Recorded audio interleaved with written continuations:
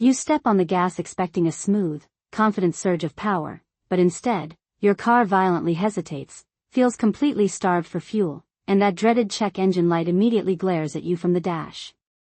If your diagnostic scanner pulls a P0089 code, your engine computer is waving a massive red flag about your fuel pressure regulator performance.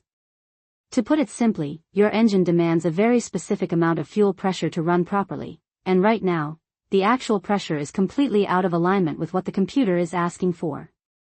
Modern vehicles handle fuel pressure in a couple of different ways. Older setups use a mechanical regulator right on the fuel rail that returns excess fuel to the tank, while newer returnless systems rely on the computer to constantly adjust the voltage going to the fuel pump in the tank, acting like an electronic dimmer switch. When the math does not add up, you get a P0089, horrible fuel economy, and a car that feels incredibly sluggish. The absolute worst thing you can do here is immediately drop the gas tank to replace an expensive fuel pump without doing some basic detective work first.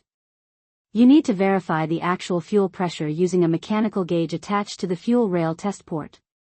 If the physical pressure is perfectly fine, then your fuel pressure sensor might just be completely fried and lying to the engine computer. Grab a digital multimeter and check the wiring harness going to that sensor for any short circuits or corroded pins. If the pressure actually is dangerously low, do not forget to check the easiest and cheapest culprit first, which is a heavily clogged fuel filter.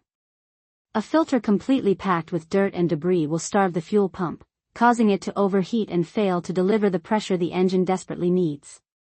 You should also use your multimeter to check the voltage at the positive terminal of the fuel pump wiring harness. A loose ground wire or high resistance in the circuit can easily cripple the pump's output.